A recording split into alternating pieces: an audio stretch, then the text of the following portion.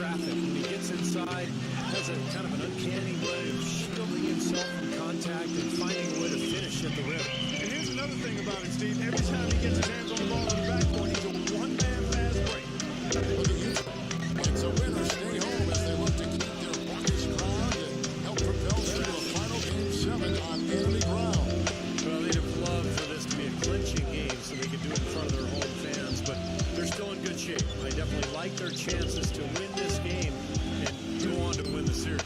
You know, I think if you asked them before the series if they'd be happy with the position they're in right now, they'd have taken it. It's still anybody's series. Let's go quickly over to Doris Burton for an update.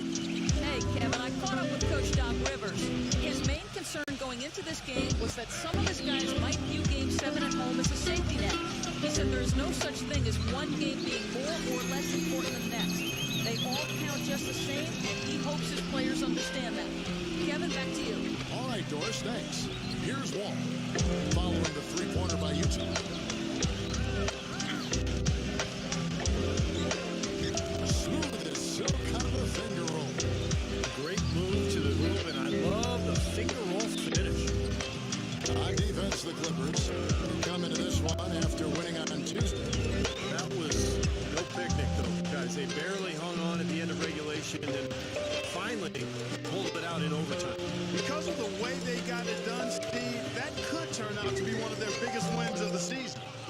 Great tee that time from Morris. The Clippers have gone 2 of 5 here, making 40% so far to start out the game. Snatched away. Here's Powell, covered by Barnes. That puts them in the lead.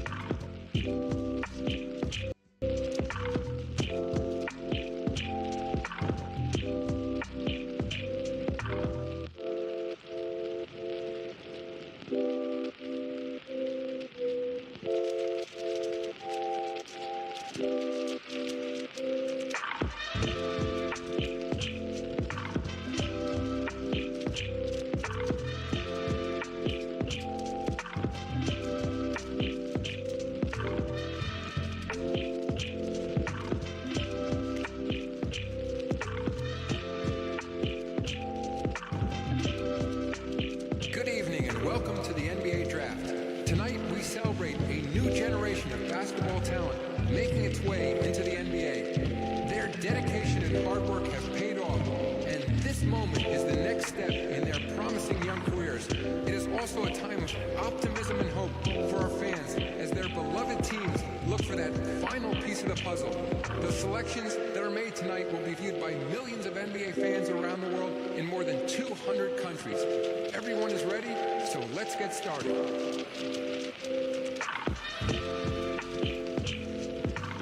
With the first pick in the NBA draft, the Detroit Pistons select Brooke Phelps from Germany.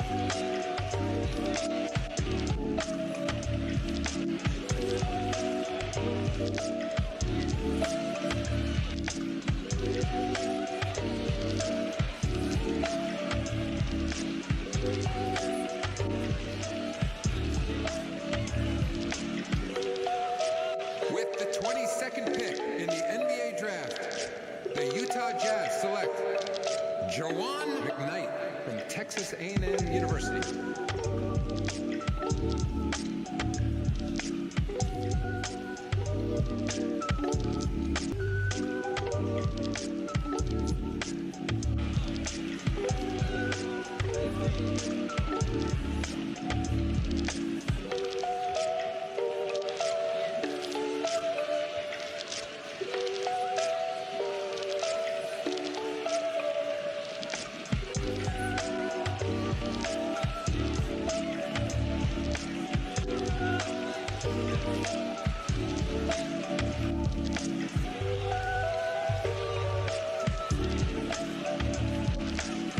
With the 25th pick in the NBA draft, the Utah Jazz.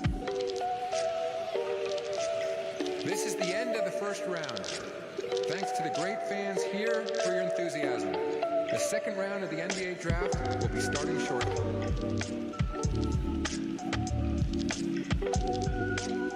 With the 31st pick in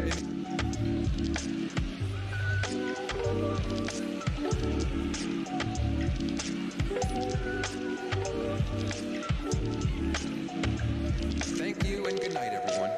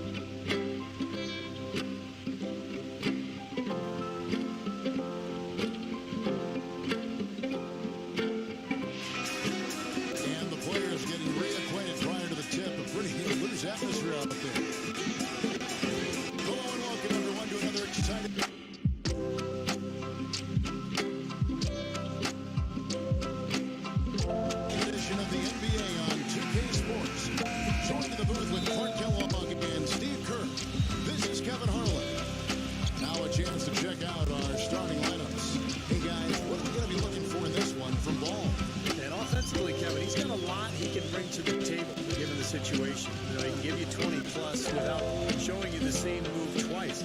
And it's that varied offensive game that really keeps defenses off balance. And that's not all there is to say about him, Steve. I mean, he also is a master of the pick and roll. Get the ball in his hands and set a screen for him, and there will be an easy bucket after. The Utah Jazz come into this one after the win against the Wizards in Washington. And I think, Kevin, you know, they really showed how important it is to have a strong bench performance. You go out on the road, you can't rely on your starters night in and night out. The reserves have to contribute and help them out.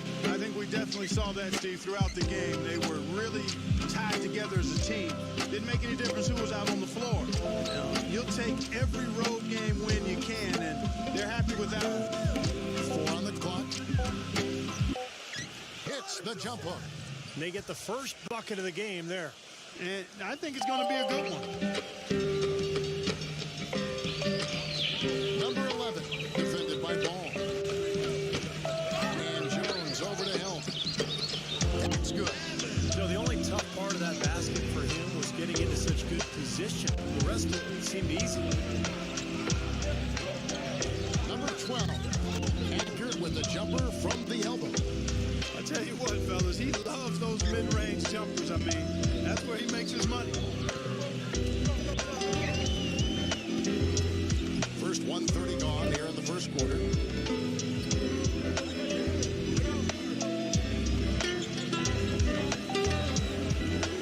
Number 8. They get the rebound. He dishes it to Barnes.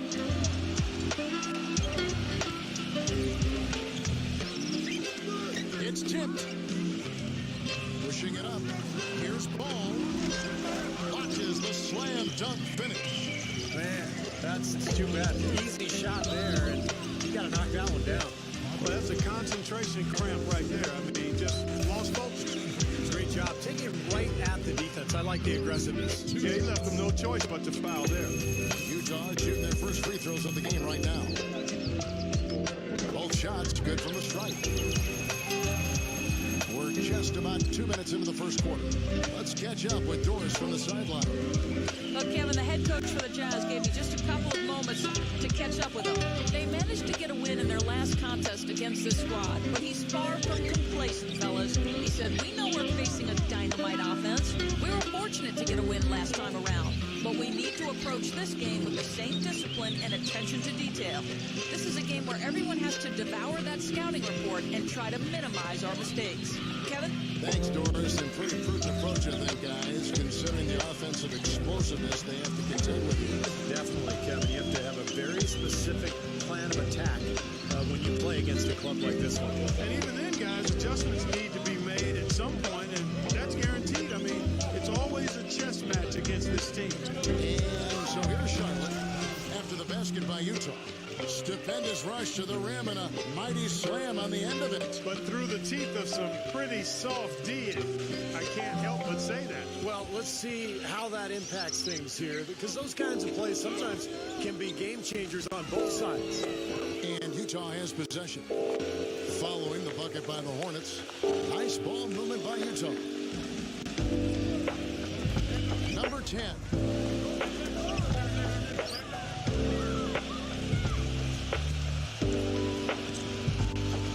And first quarter, we're about 3.5 minutes in. Kicks it to Jones. And they're going to count the bucket and send him to the line. It could be a three-point play. Tough play. He had to fight his way all the way to the rim. The Jazz making a switch here. Jazz trail by 5.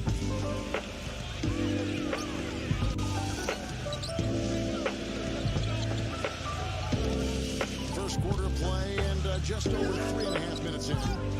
And there's the rejection. The Hornets have gone 5 of 7 today so far. Nice shooting to get this game underway. Number 3. Utah with the rebound. Yeah, it was an easy win, and mainly because they completely dominated the paint. And the rebounding totals were really astounding. And it's out of bounds. Utah able to retain possession here. Here we are in November. Let's see how things are shaking out in the West early in the season. Look at Utah. Things going their way so far in this season. Right now, they lead the pack up front in the first spot with the best record. And, of course, the Lakers, right on their tail, vying to move up and take over if they get the chance. Checking out Utah, boy, they've been one of the big stories of the early season so far, and for all the right reasons, too. Yeah, that's right. They've been better than anybody could have predicted to this point. They don't have a lot of star power, but they play together. The pieces seem to fit. And, they were flying under the radar, but all of a sudden now people are starting to recognize how good they are. And it's going to be out of bounds. The Jazz will take it. Hey, Clark, talk a little bit more about what Steve just said regarding the rebounding difference in the last matchup between these two teams. Well, Kevin, the numbers speak for themselves. I mean, they had a major edge in that rebounding category, and that helped them gain an edge on the scoreboard, too. Now here's Barnes. He's had some playing time, but no scoring yet from him. 6 to shoot. Number 11.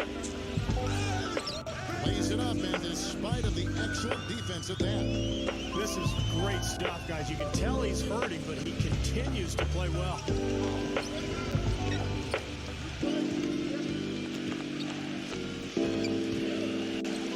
Number 3. Got him with the bump fake, but couldn't finish. Jazz trailed by 3. Knocks it loose. Number 7. Can't tie it up as that one misses. Hornets shooting 56% in this first quarter. An outstanding start for this offense. The shot no good. Now the Jazz take it the other way. And it's out of bounds to the Jazz as Utah retains possession. And now that we have a moment, let's see the best free throw shooting teams in the NBA. The Jazz, number 1. Now, from the very beginning of training camp, guys, I mean, free throw shooting was put at the top of the list in terms of points of emphasis, so it's clearly paid dividends. And it's blocked. And that'll be Charlotte as it goes out of bounds. Hornets retain possession. We're not too far along in the basketball season right now, so let's see how the Jazz have done so far in the league stats. First in free throw percentage, second in rebounding, and they're ranked 3rd overall in team offense. This is a team that knows how to put the ball in the basket, and really that's their strong suit. And anytime you lead the league in free throw shooting, as you talked about, Clark, you can put a lot of pressure on the defense, and that's why this team has made a concerted effort to attack the rim and get to the line as often as possible. You can see the eye contact there. Gave a little nod and then burst to the rim for the alley-oop slam. No doubt, Clark. Your teammates with a terrific feel for each other out on the floor. And what a play to make it a close game, a potential momentum builder. Here's Paul. And again, the Hornets missing. It has not been an easy quarter for them, at least offensively speaking. They set the pick. Feeds it to Barnes. Backing down. And the go-ahead bucket, no good. You see the defenders get out of his way a lot of times when he's on his way to the bucket, but not that time. Now that is a quick bucket. Pretty good in transition. That's right. That's exactly right. He loves when he gets the chance to get out and run. That's when he's at his best. Timeout is called. First of the game for the Jazz. You know, he wants to tinker a little bit, and he's taking the time to do so right here. Yeah, I think you're right. He just didn't like some of the things he saw out there. A bit uncomfortable and wanted to talk it over. So it's the Jazz now. It's a 3-point game. Pass to man.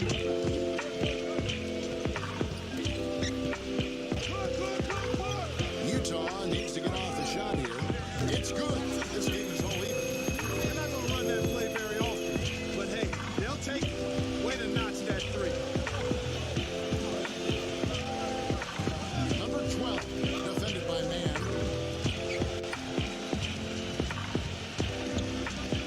Pass the ball. Number 3, drops one in from the wing.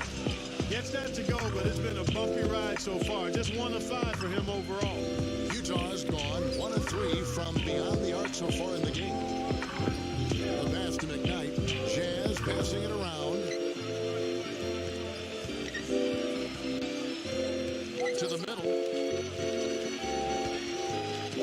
Number 7.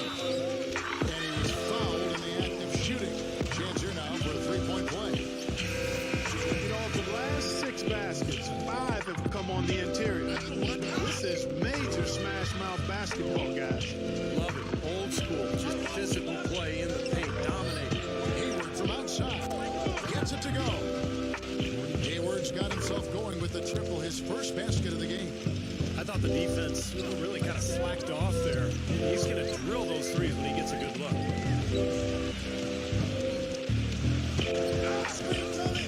Pass to McKnight. Up off the screen.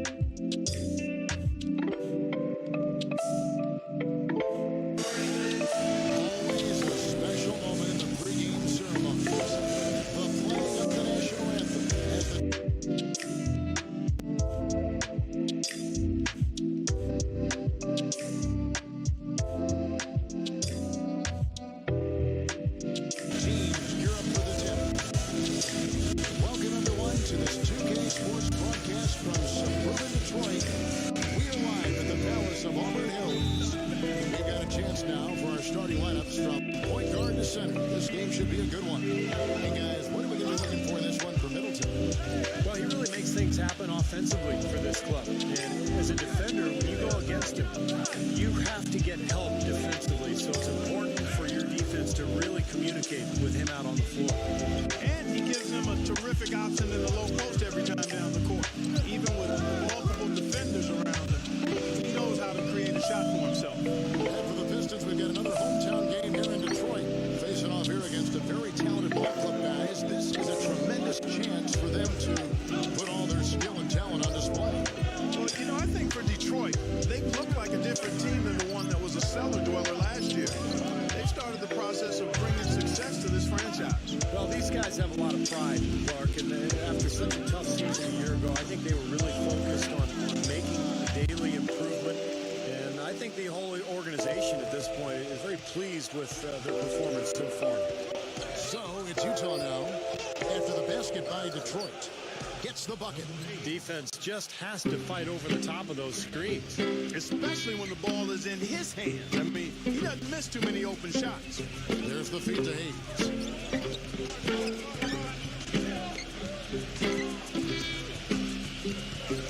Fires the three. The rebound by Middleton. For the Utah Jazz, they won their last contest, that game against the Bucks in Milwaukee. And it was the role players in that game, Kevin, that really led the charge. You know, the guys who normally don't score a lot, they came in and really contributed. A total team performance, Steve. The kind you need. Oh, ridiculous. Tore it down that time. The rim rattler. Just a remarkable jam. These fans' jaws are on the ground right now. Yeah, that is Showtime stuff right there. Major highlight reel material. Number 35. Drops in the tray. He has 5. He there, guys, was pretty much non-existent. I mean, you can't leave a good shooter like that open. Now let's find out what head coach Greg Popovich had to say to Doris Burke. Doris? Kevin, he told me basically he wants to turn the thoroughbreds loose today. He said, frankly, I don't think they have the speed to keep up with us. The more we run, the better off we'll be. Should be a fast-paced game, Kevin. Thanks again, Doris.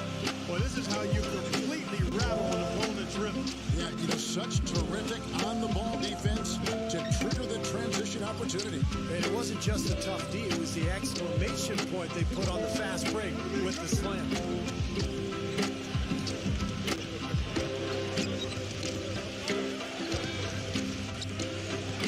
Shot clock at 5. There's the pick. Number 8. Smooth as silk on the finger roll. Well, I think this is the start they wanted. Come out and put some points up early. 3 or 4 so far. And the pass for Olynyk. Covered by Barnes.